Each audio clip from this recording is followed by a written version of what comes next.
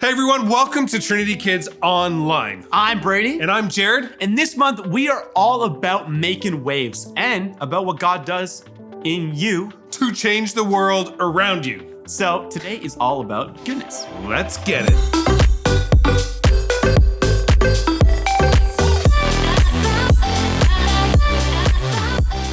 Hey everyone, we are so glad you're here and we hope you're doing well, kicking into summer mode. Speaking of kicking in, we're kicking right into challenge time today. And today is a little game called Sleuth the Truth. And on the screen there will be 3 facts, but only one is true. And you're going to have to find and look at all those choices and choose which one you think is true. Brady doesn't know which one is right either, so you're all in this puppy together. So grab a friend, sibling, or adult in your home, or just everybody and come on and play it together, because it's way more fun. Way more fun, because it's challenge time. Let's go. Hey everybody, welcome to Challenge Time, where we are playing Sleuth the Truth. Now, this is the game where we're going to find 3 different facts. These facts are about different places, different things in the world. And we have got to figure out which one of these facts is actually true. Get it, Sleuth the Truth? I know we're fun. That's so fun, guys. But we're going to find the truth. And so we're going to have to go to first slide and see our 3 facts. All right, here we go. Slide numero 1. In Korea, there is a phone number to dial for reporting spies. Ooh, that's really sleuthy. Barbie was the first toy to be advertised on TV. Sonic the Hedgehog's first name is Larry. That doesn't... Sonic? His name is Larry? I thought his name was Sonic. This is a tough one. Sonic, I don't think Sonic's name's Larry. That's a bit crazy. I don't think Barbie was the first toy advertised on TV. That would mean I think there's a way for Korean people to phone in spies. I'm guessing number 1. Which one do you guys think? The answer is number 1. Oh, so there is a number you can call in spies in Korea. Wow, that's kind of an interesting fact. Well, on to our second slide today. Here we go. Sleuth in the Truth. 3 new facts. Going with kangaroos cannot walk backwards. Interesting. Gummy bears were originally called squishy bears. And the largest shoe size ever was 42. Squishy bears, you know, that just doesn't really roll off the tongue very well. Gummy bears always kind of seems like the right answer. Largest shoe size is 42? How big is 42? That seems way too big. Oh my goodness. And the other one is kangaroos cannot walk backwards. I thought kangaroos hop. I don't think they walk. Do kangaroos walk? Oh boy. I guess I'm just gonna go with the shoes. Let's find out the answer. Oh, it's number 1. Kangaroos can't walk backwards. I guess that's because they don't walk in the first place. Makes sense. All right. Moving on to round number 3's facts. We are the sunset on Mars are red. Okay. McDonald's once made bubblegum flavored broccoli. Interesting. And the Morse code for M is dash dot dash dash. Is that 2 dashes or 1 dash? Might be 2 dash. 1 dash. Dash dot dash. Also kind of like the closed eyes face if you're doing emojis, you know? I don't think that's the M though. Broccoli. Ooh. If there was bubblegum flavored broccoli, I think I would want to eat a lot of flavored broccoli. So I kind of want that one to be real. And sunset on Mars are red? I thought Mars was red, not the sun. Okay, let's go with McDonald's gum flavored broccoli. And the answer is, oh, it's McDonald's broccoli flavored gum.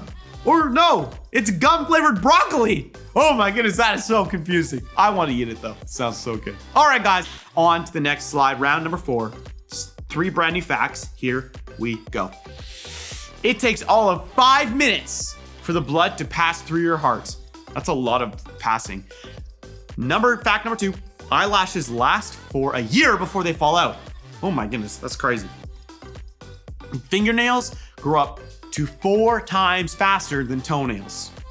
Well, I know I cut my fingernails more often than my toes. That's true. Eyelashes.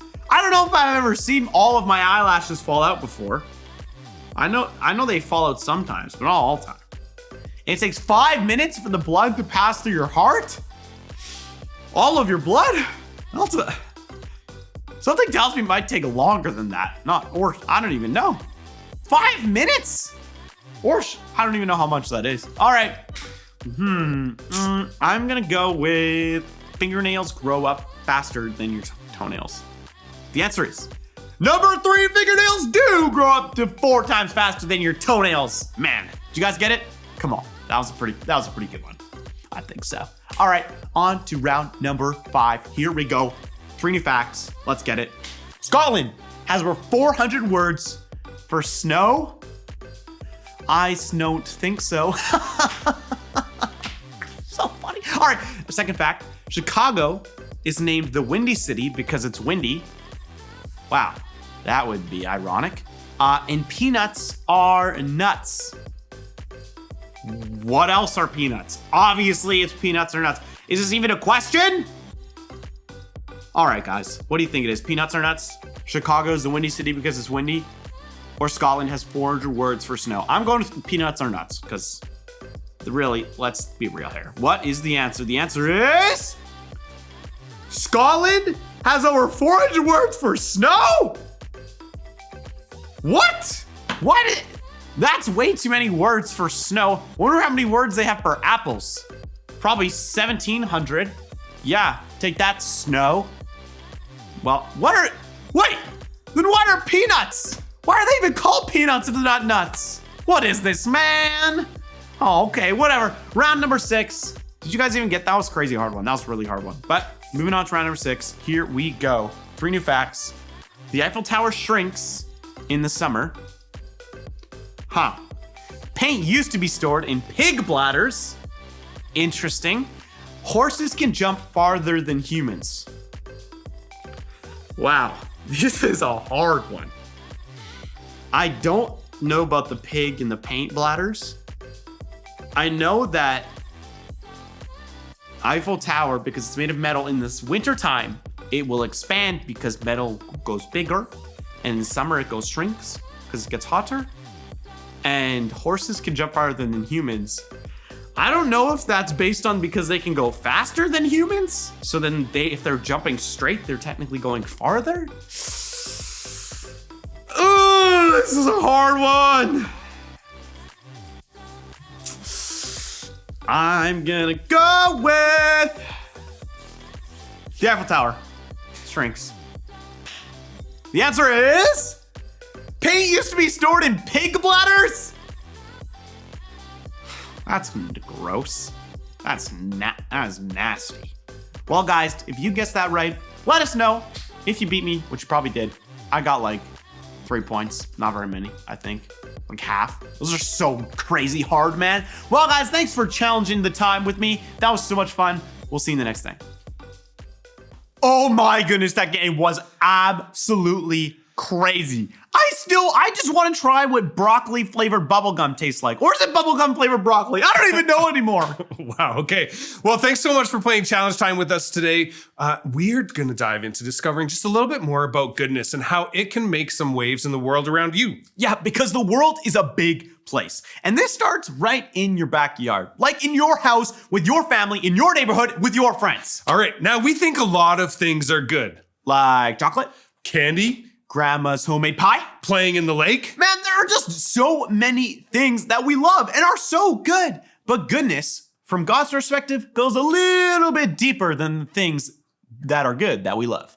Everything that is good comes from God, and He's made you and wired you to enjoy the good things that He's made and that He gives to you. So let's check in with Haley and discover a bit more about goodness. As you check it out, see if there's something that stands out to you, maybe a word or a phrase or something that just makes a connection to your life and where you're at.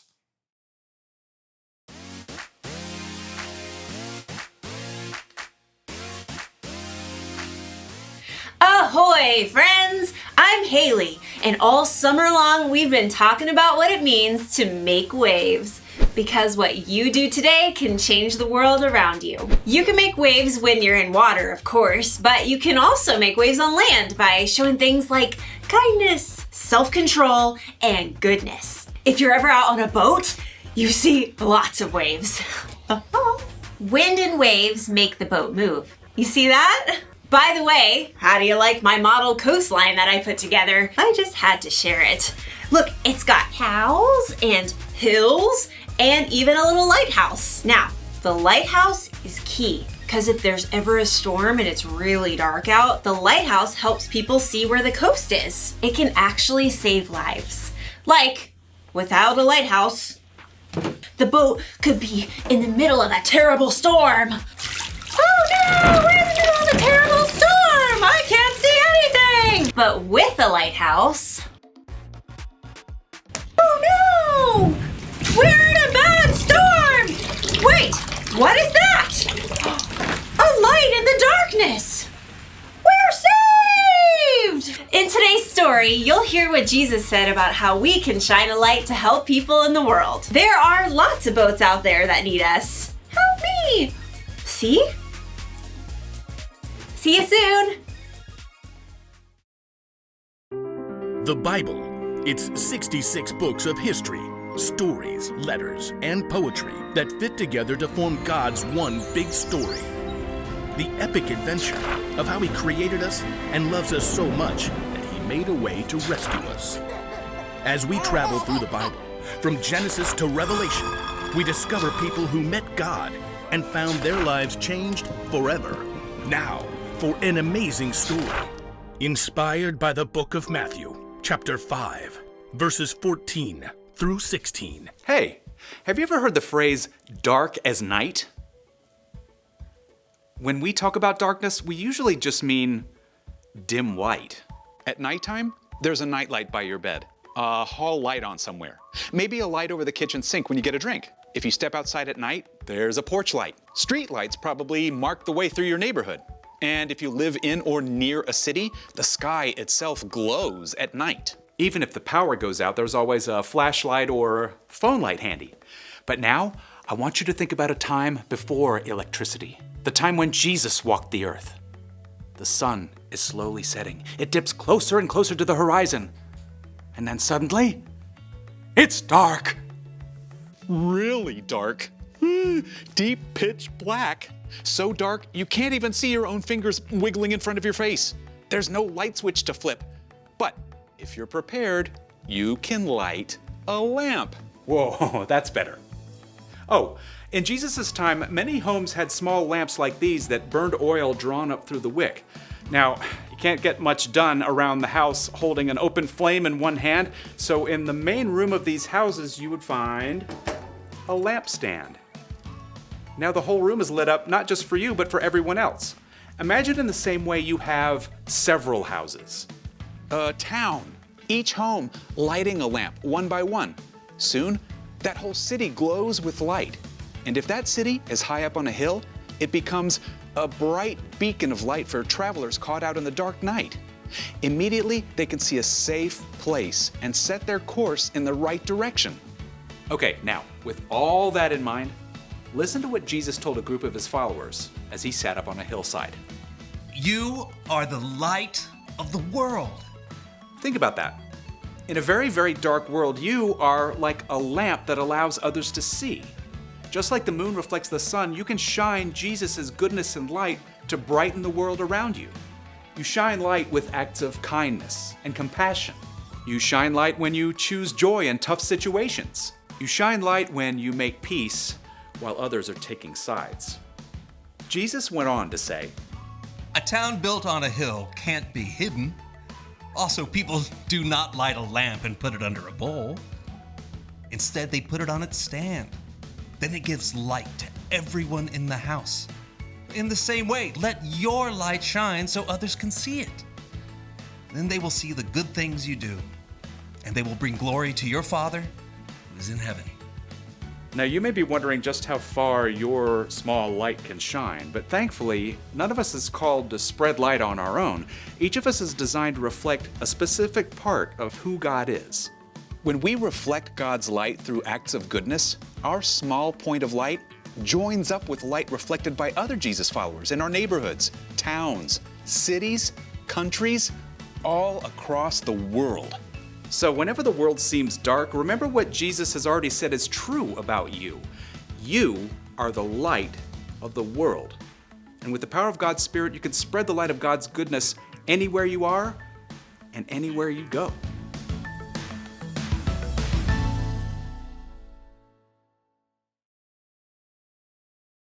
Jesus told us how you can shine a light to people in the world. Actually, Jesus said you are that light. But what does that mean exactly? How can you be a light? Well, when someone's in the dark, a light shows them the way, right? So when you follow Jesus and live the way he wants you to live, you're setting an example for other people. You're showing them a way to live. You're a light. Now, if you're really a light to the world, you wouldn't want to keep that hidden, would you? Of course not. You'd want to share it. This little light of mine, I'm gonna let it shine. When you're kind to a friend in need, you're a light. When you show respect to a teacher or someone in charge, you're a light. When you honor your parents, you're a light. When you do good things, you're a light. That's what we call goodness. But check this out. You should do good not to make yourself look good, but to show people that God is good. And a lot of people in the world need to know God. Help me! You can show them the way. You can be their lighthouse. The one thing to remember today is this: show God's goodness to others. Don't hide your light. Let it shine. You won't be able to do this alone. The Holy Spirit inside you can help you show goodness. It's totally worth sharing. Like this model coastline. You can't keep good things like this to yourself. Ooh, I think the trees need a little rain. Happy little trees. See you next time.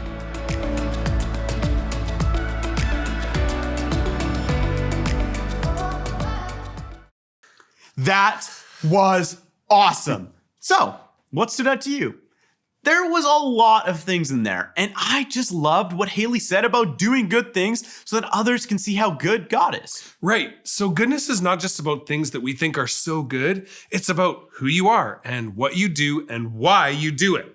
God made you to do good things because he is a good God, and he wants others to see how good he really is. And that's why Haley said you can show them, meaning people around you, you can show them today you can be their lighthouse. Whoa, that's such a great picture to think about your life. Kind of like a lighthouse to light up the dark so others can find their way to our good God. Thanks so much for hanging out with us today. We had so much fun and hope you had fun too. So we're taking off, but stay tuned for the So-and-So Show. And we will see you next week. I love these little guys. I love catching them. It's one of my favorite summertime activities. This one here is a lightning bug. And this little guy is a firefly. Aren't those the same thing? What? No, that's ridiculous. No. I mean, they're called different things depending on where you live. Like some areas call it a firefly, some areas call it a lightning bug. They're the same. No, I mean, just look at them. Look at them. They're totally different. No, they're the same. Look closer.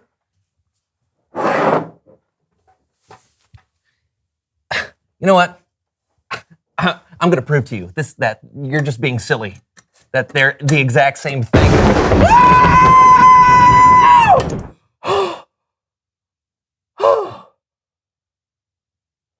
Lightning bug? Lightning bug. Are you sure you want to do that? I must know.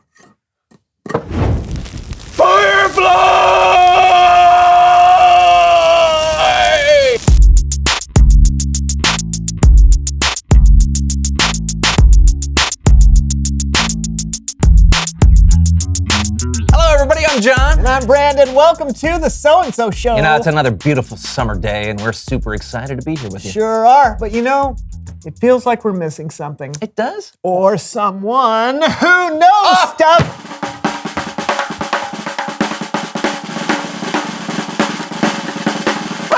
Hey, it's Leonard. Welcome back. Yeah. Hey. So good to have you. it's good. What? It smells like cottage cheese in here. You guys eating some? No. No. No? So Leonard, for anyone who hasn't met you yet, why don't you tell us who you are and what you know? I am Leonard Fortescue, and I am a professional metal detectorist. I forage the sandy beaches of the world with my trusty metal detector here, Camilla. You find anything good lately? Are you kidding me? The sea turtles ride on the back of dolphins? No. Well, of course they do. What do you think dolphins got those fins for? So they can grab a hold, and go through the waves. Whoa! Yeah. Okay. Okay, so what did you find that was so good lately? Oh, well, the other day, I was doing what I usually do, just scanning and scanning. When this big old wave came up and went a howl, got my socks all wet. So I decided to move a little higher up the beach. When all of a sudden this family of seagulls came and they started attacking me. They were after my crackers. But then I got a little further up the beach, and let me show you what I found. I found this family heirloom. I think it's... Look at that. Jewelry. Whoa, is that a real ring? Well, of course it's real. Can't you see it? Look at that. Yeah. You're gonna sell it? Did you not hear me? I just said it was a family heirloom. Can't sell that. It belongs to somebody. Oh, well, that's really good of you, Leonard. Yeah. Well, thanks. How are you gonna find out who it belongs to? Well, it's easy. Watch this. Hey, people watching. If you're watching the show and you've ever lost anything, call the show right now, because maybe I found it and I can give it back to you. Call the show. How can they call the show? We don't even have a phone here. Yeah. What? Where did that come from? Howdy ho! How are you? Leonard and Camilla speaking. What'd you lose? Uh-huh. Oh, you just describe it for me. Oh, yeah, I got that. Hang on. Let's see here. One partially chewed pack of chewing gum. Yeah, with 2 pieces missing out. That sound like you? Perfect. Let me get it back to you. I'll meet you tomorrow where old man Murray sells the seashells.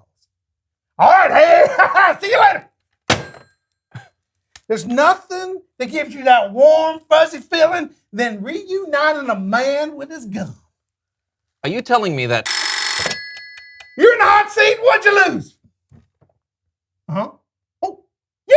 Hang on. That sounds familiar. Here, hold this for a second. Oh, okay. I got that. Yeah. Oh, hey. I got Mr. Twinkle Pinkle right here. Where you want to meet? London, England. Hey, how about I pop him in the mail? How's that? It's a deal, Neil. Glad I can help. So, yeah, right. Yeah. So, Leonard, do you always give back the stuff that you find? Well, when I can, sure, because it's not mine. It doesn't belong to me. Plus, I know what it's like to lose something, So, I like helping people find what they've lost. Seems like the right thing to do. Oh, wow, you really are an inspiration for good, Leonard. Hey, well, don't leave out Camilla. She's the one doing all the finding. Yeah, You gotta give her a little pat. She likes that. Yeah, Camilla too. Yeah. Hello, this is Leonard.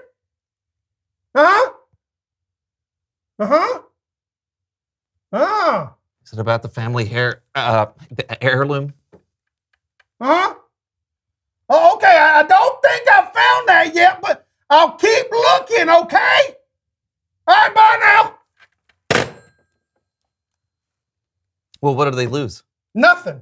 They didn't say anything. I think they may have lost their voice. You haven't found a voice around here anywhere, have you? I don't think that's how lost voices work. Oh, I hear it. I'm coming for you, boys.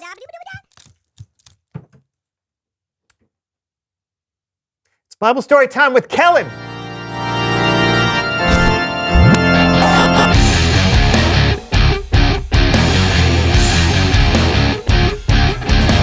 Kellen! Hey, friends. Hey, what do you got for us today, Kellen? Nothing too heavy. It's a pretty light message. That'll make more sense after you've heard the story. It's about light. It's a light message. Let's take a look. Jesus was an amazing teacher, so crowds of people followed him around to hear him teach. On one of those days, Jesus taught the people from the side of a mountain. What he said that day wasn't just for them, but it was for us too, who listen to him now. Jesus said, "You are the light of the world." What do you think about when you hear light of the world? Well, maybe you think about this. The sun shining over everything, literally bringing light to the entire planet. But Jesus said, you are the light of the world. Wonder what that means. How are you and me a light? Jesus went on. A town built on a hill can't be hidden. First, Jesus was talking about light, but then he made people think of a different picture, one of a town built on a hill. And Jesus was right. If you lived in a town like that, it wouldn't be hidden. People would see it from miles away. So what do light and a town on a hill have in common? Well, they're both easy to see. They're out in the open. Then Jesus said, also, people do not light a lamp and put it under a bowl. Instead, they put it on its stand. Then it gives light to everyone in the house. You wouldn't turn on a lamp and then put it under a bowl. If you did that, you'd be in the dark. The lamp wouldn't be able to do what it was made to do. So, if I'm a light and you're a light, what does that mean that we were made to do? Jesus says this, in the same way, let your light shine so others can see it. Then they will see the good things you do. Jesus was saying that you were made to do good things and out in the open too, not hidden so that people can see them. That could mean spending time with someone who isn't feeling well. It can mean sharing with others, sharing your food or your things. You could do good by spending time with your friends and family, or you can make someone laugh. There are a lot of good things you can do in the world. You can shine a lot of light, but Jesus wasn't through. He had one more really important thing to add. He said, others will see the good things you do, and they will bring glory to your Father who is in heaven. We do good in this world not to make ourselves look good, but to show the world that God is good. Shining your light lets other people experience God's goodness through you, whether through acts of kindness or simply by being yourself. When you let people see the light that God put inside of you, you point people to God. That's awesome. I'm a light. And what am I going to do? Hide it under a bushel? No. I'm going to let it shine. Yeah. That's great, because when you shine your light, God's goodness will spread like a wave throughout the world. Thank you, Kellen. Anytime. Bye, guys. I don't know about you, John, but I'm feeling like doing some good things. Oh yeah? Like what? I'm not sure. You know, God created each of us differently, so the way I let my light shine might look a little different than you or Leonard or the people watching. Oh, that's true. You know what? Let's ask them how they'd shine their light. Hey, reveal the question. Yeah, how can you show God's goodness to others? Maybe there's someone you know that needs help with something, or someone feeling lonely that you can be kind to. Or there's something specific you love to do and are really good at. You can use your talents and passions to express God's creativity and goodness. Oh yeah, like Leonard, he's got a talent for finding things that are lost. Yeah. You know, I wonder if he ever found the owner of that ring. We'll probably never know. Oh, I got it! Whoa! Yeah, talk to me. Oh, yeah, hang on. How many carats? Okay, and the inscription? With warmest affection, Engelbert V. Chandler-Smith IV. Oh, that's it! Hey, we got a winner! Okay, Mrs. Chandler-Smith, where would you want me to meet you? All right, thanks for watching, everybody. I'm Brandon. And I'm John. Oh, that was the So-and-So show. Give us a call sometime. Bye! No, we don't need to. I found this honeydew. What? It's a cantaloupe. Yeah, Cantaloupe. cantaloupe. It is a cantaloupe? Yeah, I think so. Yeah. Is that a honeydew? No. I got these coins. So if you lost these coins and you're from the year 1723, then please call the show. Ah, look at this cat. It's kind of scary. Look at that. It's got a squish face. I think it ran into a door a couple times. So if you're looking for a cat that's got a squish face, that's run into a door a couple times, and then you decided to go to the taxidermist, I got your cat right here. Then I got this giant popsicle.